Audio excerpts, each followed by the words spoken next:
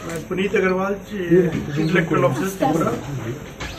मेरे साथ SPNU state police nodal officer Shri G Srinivas Rao, additional CEO Usha Jain, additional CEO Subhashi Bandyopadhyay.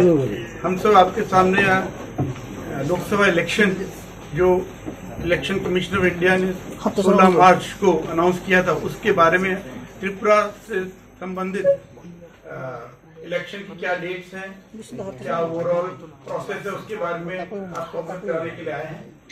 जैसे आप सभी ने देखा होगा, 16 मार्च को election commission of India full commission ने 7 चरणों में जो पूरे देश में लोकसभा इलेक्शन होने हैं उसका उन्होंने पूरा विवरण दिया था। उन्होंने प्रथम में बताया कि क्या क्या उन्होंने प्रोसेस फॉलो किए, क्या क्या प्रक्रिया ली गई ताकि ज्यादा से ज्यादा लोगों को इस प्रोसेस में इंक्लूड किया जा सके, ज्यादा से ज्यादा वोटर्स को इसमें सम्मिलित किया जा सके। और त्रिपुरा के संबंध में भी उसमें डेट डिसाइड की गई थी, तो उसी बारे में मैं आप सबको बताना चाहूंगा। त्रिपुरा में इलेक्शन 2 फेज में होगा। फेज 1 जब आपका पोलिंग डेट होगा 19 अप्रैल को, और फेज 2 जिसमें आपका 26 अप्रैल को होगा। तो हम डिटेल में अगर जाते हैं तो पहला जो फेज है उसमें आपका 1 Tripura west parliamentary constituency general seat है, उसमें उसके साथ ही साथ जो असेंबली इलेक्शंस की जो 7 रामनगर की सीट थी जो वेकेंट है because of death of the MLA of that seat, उसका भी साथ ही साथ तो प्रथम चरण के साथ ही इलेक्शन होगा।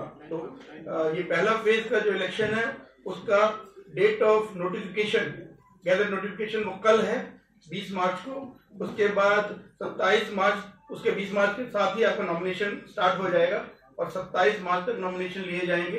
28 तारीख को लास्ट डेट ऑफ स्क्रूटनी होगी फॉर नॉमिनेशन। 30 तारीख को विड्रॉल ऑफ कैंडिडेचर किया जा सकता है। देन उसके बाद कैंपेन पीरियड चलेगा आपको, और डेट ऑफ पोल होगा 19 अप्रैल, जिसमें जो लास्ट 48 आवर्स है उसमें आपकी कैंपेनिंग अलाउड नहीं रहती। तो आपका 7 बजे से 5 बजे तक पोलिंग चलेगी, तो यानी कि 19 अप्रैल 5 बजे तक आपकी वोटिंग होगी। तो 17 अप्रैल 5 बजे तक कैंपेनिंग संभव है, उसके बिना बाद कैंपेनिंग नहीं की जा सकती। For phase 1 Tripura west parliamentary constituency के लिए।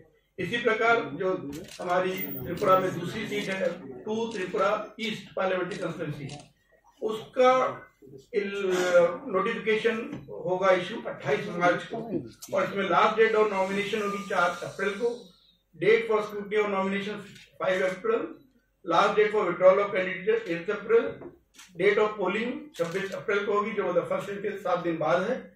और काउंटिंग दोनों फेज 1 फेज 2 इवन पूरे और बाकी जितने और कंट्री में भी काउंटिंग है वो 4 जून को है। अगर हम बाकी 2 स्टेट को छोड़ के जिसका बाद में चेंज किया गया था, तो हमारी दोनों सीट का काउंटिंग 4 जून 2024 को होगा, और इस पूरी इलेक्शन प्रोसेस को 6 जून तक कंप्लीट कर देना है।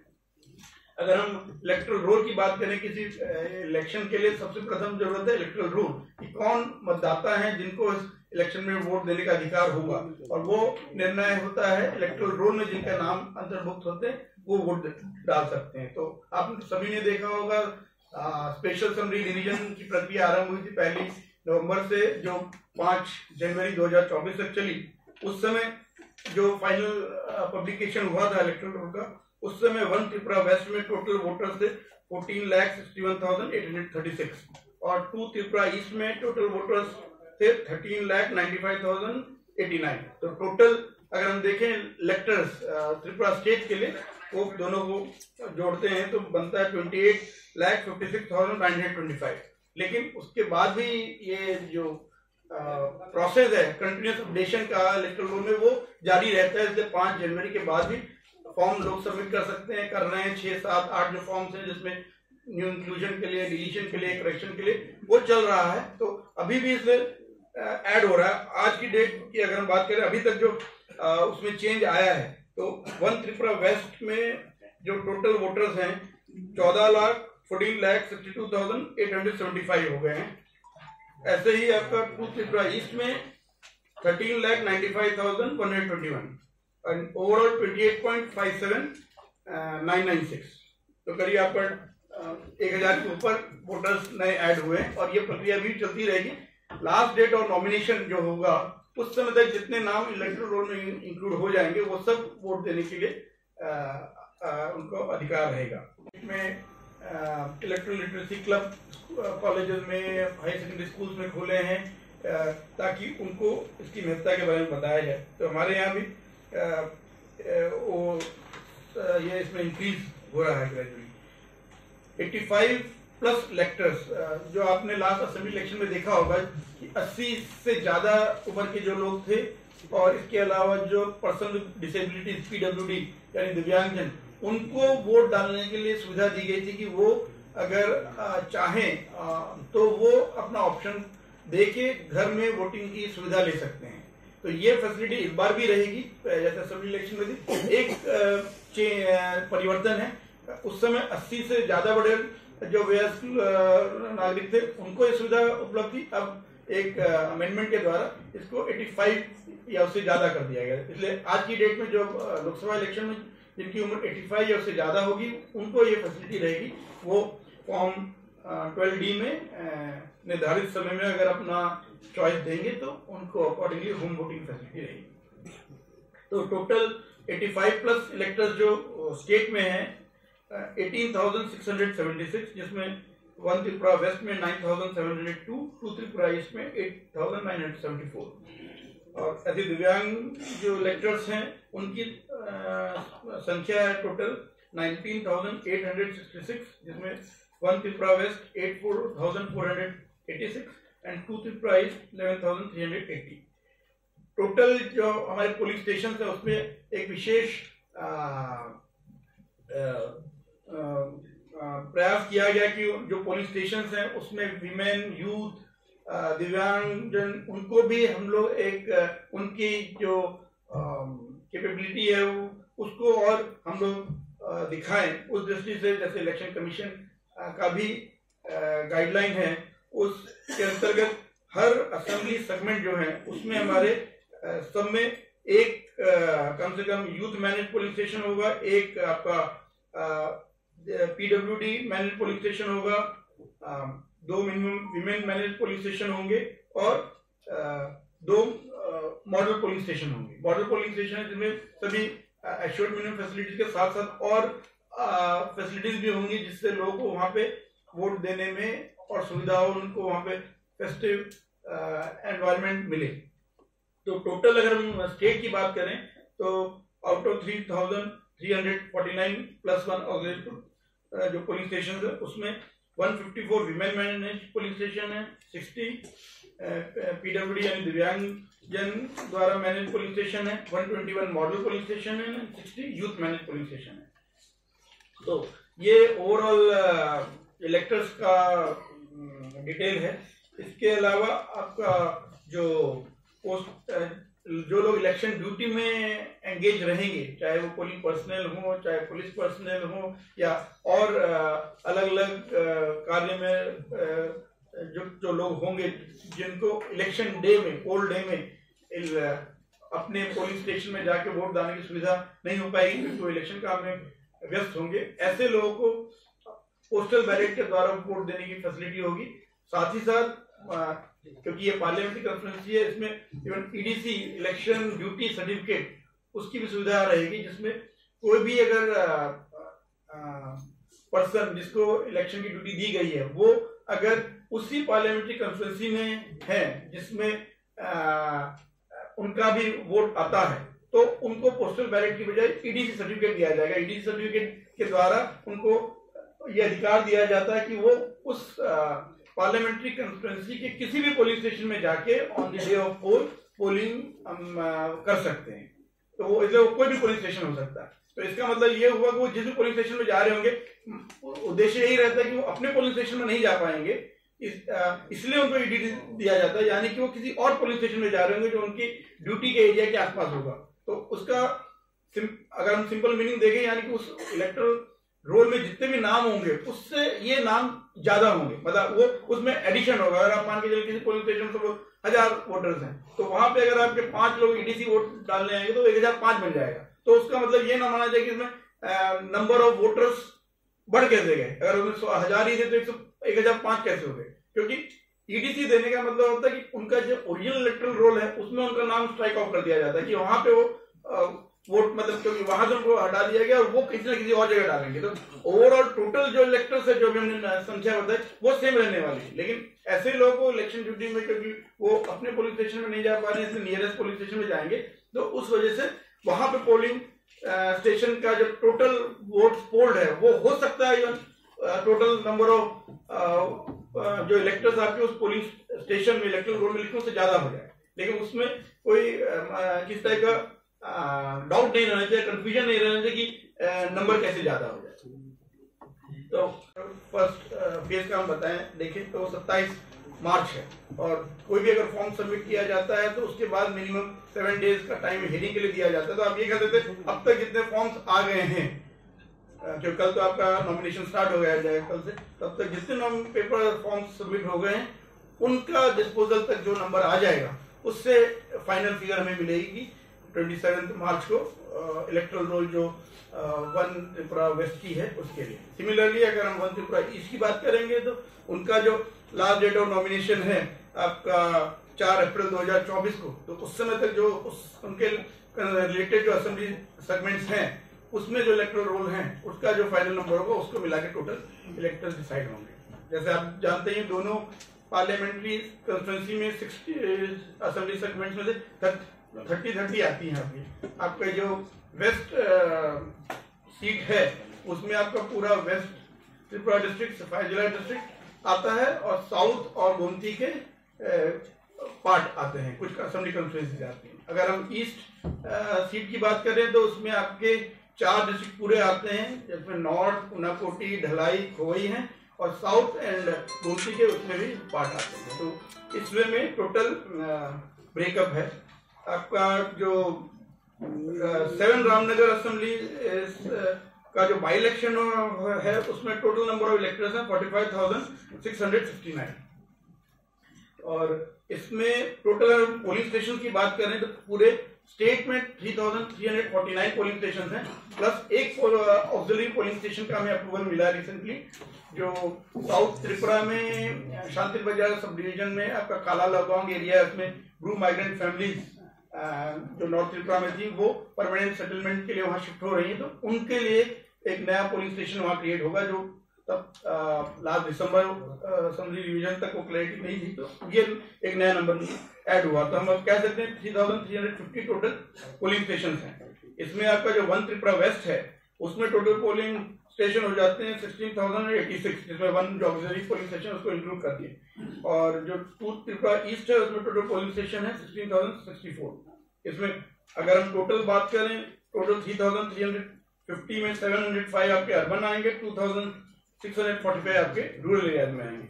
और कुछ कुछ पोलिंग स्टेशन में जैसे आप देखते हैं कि एक ही लोकेशन में एक से ज्यादा पोलिंग स्टेशन होते हैं, पर्टिकुलरली अर्बन एरिया में बात करें तो उस हिसाब से total distinct polling station locations हैं 2,524 प्लस एक ऑक्सिलरी पोलिंग स्टेशन तो उसी में ही आ जाएगा, तो 2,524 रहेगा, जिसमें अर्बन लोकेशंस हैं 421 एंड रूरल लोकेशन है 2,103।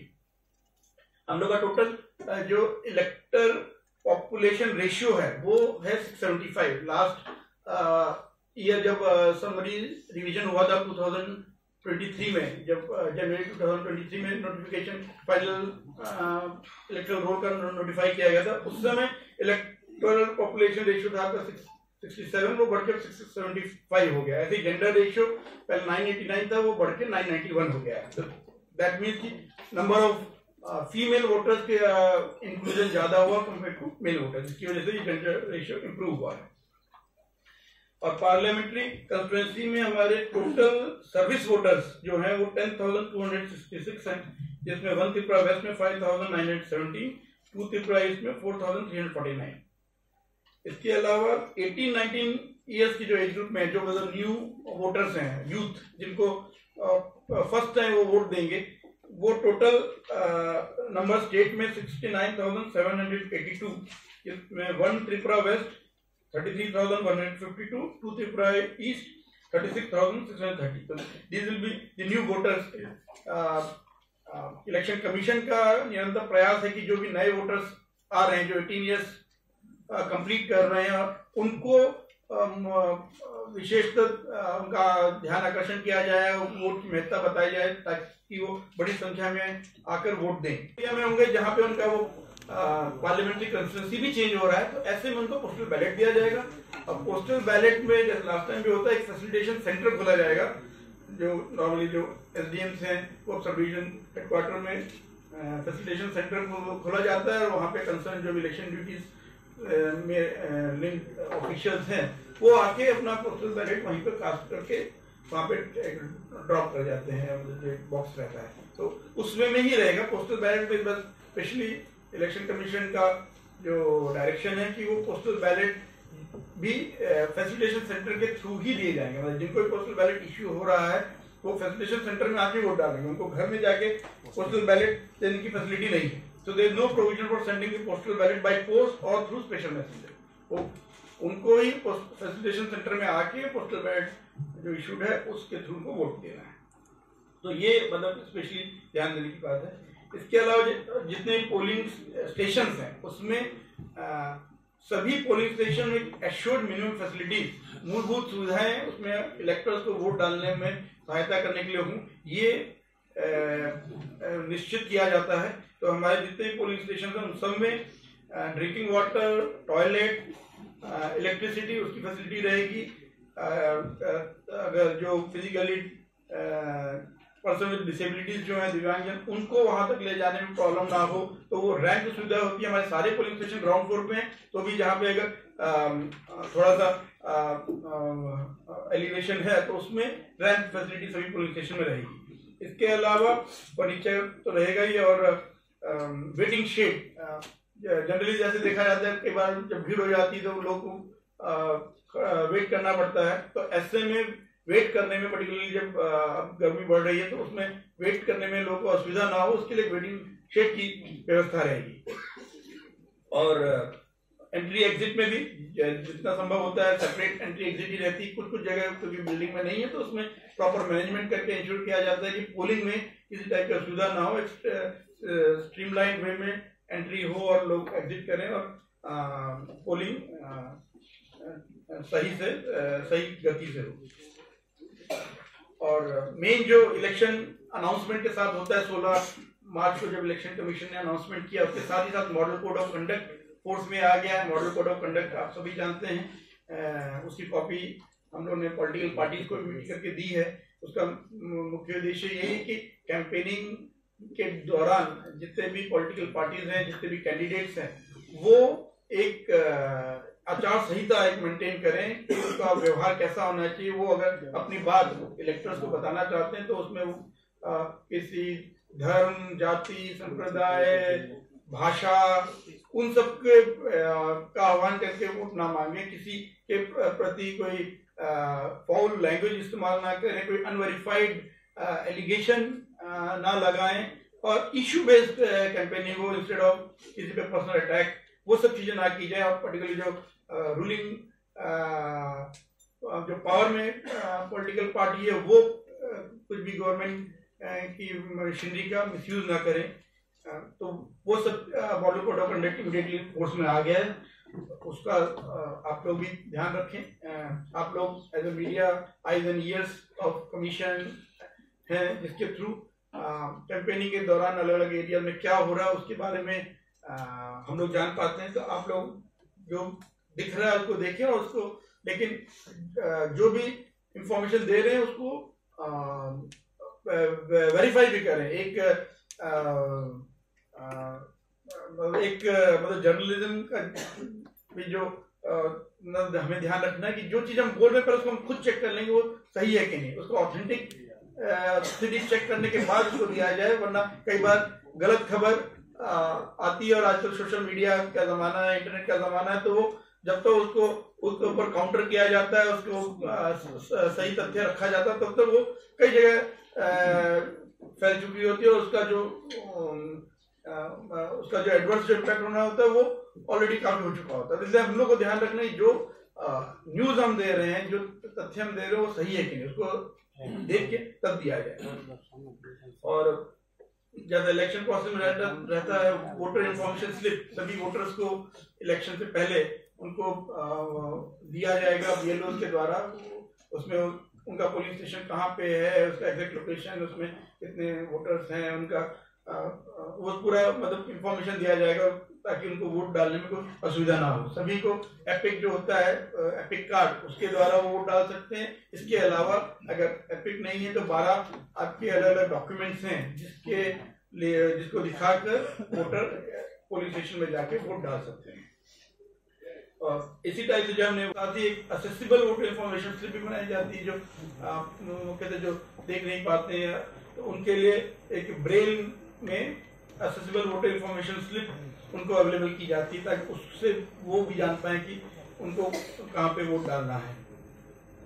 ईवीएम्स टोटल आपको इलेक्शन में, जैसे आप सबको पता ही है, ईवीएम्स वीवीपैट के थ्रू इलेक्शन होता है तो हमारे 3,350 जैसे पोलिंग स्टेशन हैं, तो उससे हमारे कई गुना मतलब 1.8 टाइम्स उसमें हमारे पास हम ईवीएम्स हैं। अगर हम एग्जैक्ट संख्या की बात करें तो 6,331 हमारे पास बैलेट यूनिट्स हैं, 6,615 कंट्रोल यूनिट्स हैं, 6,296 वीवीपैट्स हैं, जिसको ऑलरेडी फर्स्ट लेवल चेकिंग किया जा चुका है और उस समय मीडिया और पॉलिटिकल पार्टी सभी के प्रेजेंस में वो किया गया। और हाँ, अब उसका रेंडमाइजेशन भी आपका आज हो गया है। और इसी टाइप से जो आपका 7 Ramnagar assembly constituency by election होना है उसके लिए भी ईवीएम्स टोटल 98, उसमें टोटल 49 पोलिंग स्टेशन हैं, तो उसके लिए double 98 ballot unit, control unit और वीवीपैट्स, उनका भी एफएलसी फर्स्ट लेवल चेकिंग किया जा चुका है। बाकी आपका जो एक अफिडेविट की रिक्वायरमेंट रहती है, उसमें जैसे आप सभी जानते हैं जो भी नॉमिनेशन होता है उसमें कैंडिडेट्स को एक अफिडेविट देना होता है। उसमें अपने इमीडिएट फैमिली यानी स्पाउस, बच्चों का पूरा डिटेल देना होता है कि क्या मूवेबल इमूवेबल प्रॉपर्टी है, उनके अगेंस्ट में अगर कोई केस चल रहा है क्रिमिनल एंटीसीडेंट का तो उसकी डिटेल देनी होती है, तो वो उस अफिडेविट दिया जाएगा। अगर किसी के कोई क्रिमिनल एंटीसीडेंट है तो ऑनरेबल सुप्रीम कोर्ट के जजमेंट के हिसाब से उसकी डिटेल लास्ट डेट ऑफ मतलब डेट ऑफ विड्रॉल के बाद और 48 hours before the last hour of polling, उस बीच में 3 बार उसको मीडिया में प्रिंट में पब्लिश करना पड़ता है। पहली बार आपको शुरू के 4 दिनों में करना होता है, दूसरा 5 से 8 दिनों में करना होता है, उसके बाद 9th day to last date of campaigning जो है उस बीच में आपको न्यूज़पेपर में पब्लिश करना होता है। और पॉलिटिकल पार्टीज को भी करना होता है, कैंडिडेट को भी करना है, दोनों को करना होता है। उसके स्पेसिफाइड फॉर्मेट्स हैं जिसके अंदर उसको करना है, वो उसी में वो किए जाते हैं। तो आप लोग भी उस चीज पे ध्यान रखें कि वो अलग अलग मीडिया में जब प्रिंट होगा तो सभी कैंडिडेट्स के आ रहे हैं कि नहीं। इसके अलावा इलेक्शन एक्सपेंडिचर एक लेवल प्लेइंग फील्ड रहे सभी कैंडिडेट्स के बीच में, उसके लिए कमीशन ने निर्धारित किया है।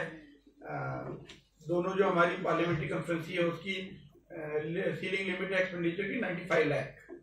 तो इसमें पूरे पार्लियामेंट्री कॉन्फ्रेंसी आ रही है, असेंबली सेगमेंट वाइज इसमें कोई सेपरेट ब्रेकअप नहीं है, टोटल 95 लाख होगा।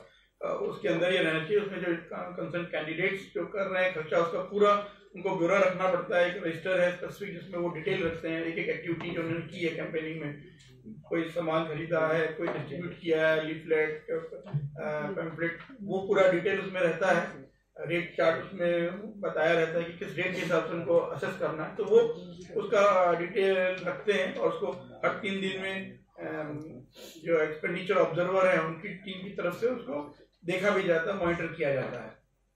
तो वो प्रोसेस भी रहेगा। कोई भी कैंपेनिंग करने के लिए अगर कोई एडवर्टाइजमेंट देना है चाहे प्रिंट मीडिया में, इलेक्ट्रॉनिक मीडिया में, उसको देने से पहले कम से कम 3 दिन पहले आपको एक जो मीडिया सर्टिफिकेशन एंड MCMC जो कमेटी है, मॉनिटरिंग कमेटी, उसके द्वारा उसको अवेट कराना पड़ता है, अप्रूव कराना पड़ता है। तो डिस्ट्रिक्ट लेवल में एमसीएमसी रहती हैं और जो निर्णय लेती हैं उस हिसाब से उसको प्रिंट या इलेक्ट्रॉनिक मीडियम में सर्कुलेट किया जा सकता है। अगर किसी को उसके ऊपर कोई डाउट है तो अपील करके स्टेट लेवल एमसीएमसी में भी ला सकते हैं। टोटल स्टार कैंपेनर जैसे आप जानते हैं वो हर कैंडिडेट को अधिकार रहता है, तो अगर नेशनल या स्टेट रिकग्नाइज्ड पार्टीज हैं तो टोटल 40 स्टार कैंपेनर्स ला सकते हैं, and other than recognised parties हैं या कैंडिडेट्स हैं तो फिर वो 20 ला सकते हैं। पेड न्यूज का एक सिस्टम हम सबको ध्यान देने की जरूरत है कि जो न्यूज है कई बार न्यूज के इस टाइप से दिखाया जाता है जिससे किसी पर्टिकुलर कैंडिडेट या पॉलिटिकल पार्टी को बेनिफिट मिले, तो वो अगर ऐसी कोई न्यूज होगी जिससे ये लगता है कि ये किसी इस उद्देश्य से दी जा रही है तो वो पेड न्यूज की डेफिनेशन में आता है। उसमें जो खर्चा उस न्यूज के पब्लिकेशन में आया वो कंसर्न कैंडिडेट के एक्सपेंडिचर के ब्यौरे में ऐड किया जाएगा। और इसके अलावा लोग ज्यादा से ज्यादा इस प्रक्रिया को समझ सकें और उससे एडवोकेशन का एक विशेष यूज किया गया है। इसमें सबसे पहले अगर हम बात करें तो आपका KYC नो योर कस्टमर, ये एक ऐप है जिसके द्वारा जितने भी कैंडिडेट इलेक्शन में कंटेस्ट करेंगे उनकी पूरी डिटेल आपको इस ऐप में मिलेगी, ताकि कोई भी मतदाता वोट डालने से पहले जान पाए कि वो अलग अलग कौन कौन से कैंडिडेट इलेक्शन में लड़ रहे हैं, उनके क्या उनके काम है, तो वो सब डिटेल आपको उसमें मिलेगी। इसके अलावा आपका एक वोटर हेल्पलाइन ऐप है जिसके द्वारा वोटर को पोलिंग स्टेशन की डिटेल हो, इलेक्टोरल रोल के बारे में डिटेल हो, वो सब तथ्य इलेक्शन से रिलेटेड बातें आपको वोटर हेल्पलाइन ऐप में मिलेंगी। इसके अलावा आपका कोई कंप्लेंट किसी को करनी है तो ये एक CVGIL ऐप है जिसके द्वारा अगर कहीं कुछ लग रहा है कि जो हो रहा है वो नियम के हिसाब से ठीक नहीं है तो कोई भी सिटीजन अपने मोबाइल से CVGIL ऐप के द्वारा फोटो खींच के इमीडिएटली जो उनको बोलना है वो बोल सकता है, उससे वो स्टैम्प हो जाता है वो लोकेशन और टाइम। अगर कोई CVGIL से कोई भी कंप्लेंट डालते हैं और उसके 100 मिनट के अंदर ये कमीशन का डायरेक्शन है कि उसका निपटारा किया जाए इमीडिएटली। जैसे ही ये CVGIL में कोई कंप्लेंट आती है तो डेट टाइम लोकेशन सब उसमें आ जाता है, तो कंसर्न जो टीम्स हैं ARO लेवल पे वो इमीडिएटली एक्टिवेट हो जाती हैं और वो स्पॉट में जाती हैं, कंप्लेंट से बात करती हैं और तथ्यों को कलेक्ट करके उसके ऊपर जो उचित निर्णय लेना होता है वो लेती हैं। तो ये 100 मिनट में किया जाता है, तो इसका लोग इस्तेमाल कर सकते हैं बिना कोई फोन में कंप्लेंट कर। कई बार ये बात आती है कि फोन करने उठ नहीं रहा है, तो हेल्पलाइन नंबर तो है 1950। इसके अलावा आपके और नंबर भी रहते हैं कंप्लेंट करने के लिए। वेबसाइट जो है CEO ऑफिस की उसके थ्रू हो सकता है। National grievance service portal NGSP, इस पोर्टल के द्वारा भी किसी भी टाइप का ग्रीवांस किसी को हो वो किया जा सकता है। तो इन सब चीजों से ग्रीवांस रजिस्टर हो जाती है, तो कोई ये नहीं कह सकता कि हमारी कंप्लेंट एंटरटेन ही नहीं की गई है, एडमिट ही नहीं की गई। इसलिए एक बार अगर आपने किसी इलेक्ट्रॉनिक मोड से किया, चाहे वेब के थ्रू किया, चाहे CVGIL मोबाइल के थ्रू किया, तो या व्हाट्सएप के भी थ्रू किया, तो आपका उसमें रिकॉर्ड आ जाता है कि आपने कंप्लेंट किया है। और एक बार कंप्लेंट आई है तो उसको ऊपर निर्णय लेना, उसको डिस्पोज करना, ये हम सबकी रिस्पॉन्सिबिलिटी है और वो कंसर्न ऑफिशियल जो इलेक्शन ऑफिशियल है वो टाइम ऑन टाइम उसको करेंगे। तो सुविधा पोर्टल एक है जिसके द्वारा जो भी कैंडिडेट्स हैं उनको अपनी कैंपेनिंग में जो रैली करनी है, कोई परमिशन लेनी है किसी ग्राउंड की, उसके लिए वो उसमें परमिशन रिक्वेस्ट डाल सकते हैं और वो भी टाइम स्टैम्प्ड है। अगर आप जिस डेट एंड टाइम को आप वो रिक्वेस्ट डालेंगे और जिस जगह के लिए जिस डेट एंड टाइम में मांग रहे हैं वो आपका सिस्टम में रिकॉर्ड हो जाएगा। और इसलिए पर्टिकुलर किसी एक ग्राउंड के लिए अगर 2 जगह से रिक्वेस्ट आ रही है तो जिसने पहले रिक्वेस्ट किया होगा उसका राइट बनता है कि उसको वो जगह दी जाए। अकॉर्डिंगली जो भी लोकल एडमिनिस्ट्रेशन होगा उसकी रिस्पॉन्सिबिलिटी होगी कि वो उस वे में उनको फर्स्ट चांस देंगे वहां पर कंसर्न जो भी एक्टिविटी वो करना चाहते हैं। तो ये ब्रॉडली रहेगा। ऐसे वोटर काउंटिंग के लिए भी एक ऐप रहता है जिसके थ्रू टोटल जो काउंटिंग है उसका लोग रिकॉर्ड रख सकते हैं। तो ब्रॉड पोजीशन यही है कि जो आपका इलेक्शन प्रोसेस स्टार्ट हुआ है, जो कल से immediately with issue of gadget notification वो प्रोसेस में आ जाएगा, नॉमिनेशन स्टार्ट हो जाएंगे। इस सबको करने के लिए सभी जगह शांति व्यवस्था बनी रहे, law and order situation control में रहे, उसके लिए ऑलरेडी फोर्सेस का डिप्लॉयमेंट हो चुका है। Total 70 companies central armed police force CAPF की आई हैं, जो आपने देखा होगा अलग अलग जो वल्नरेबल एरियाज हैं उसमें एरिया डोमिनेशन काम कर रहे हैं। फ्लैग मार्च हो रहा है, पेट्रोलिंग हो रही है, लोगों से बातचीत करके उनके मन में किसी भी टाइप का कोई भय है, कोई शंका है, उसको समझने की कोशिश की जा रही है, ताकि ऑन द डे ऑफ पोल वो बिना किसी डर के कि ना बिना किसी प्रेशर के अपने विल से, अपनी इच्छा से वो जिस कैंडिडेट को वोट देना वोट दे पाए। तो और सभी लोग, सभी वोटर्स भारी संख्या में पोलिंग स्टेशन तक आए, उनको पोलिंग स्टेशन में आने से ना रोका जा पाए, और आने के बाद पोलिंग स्टेशन में शांतिपूर्ण ढंग से अपनी स्वेच्छा से वोट दे पाए। लास्ट ये पोलिंग स्टेशन जितने भी हमारे हैं 3350 उनमें सभी जगह आपकी सीसीटीवी कैमरा की व्यवस्था रहेगी और वेबकास्टिंग होगी। वहाँ पे जो लाइव फीड होगा उसको डिस्ट्रिक्ट कंट्रोल रूम्स में इवन उनमें रियल टाइम बेसिस पे देखा जाएगा, और कहीं भी कुछ अगर घटना देखी जाएगी इमीडिएटली कंसर्न AROs के थ्रू, सेक्टर ऑफिसर्स के थ्रू उस पर इमीडिएट एक्शन लिया जाएगा। तो ये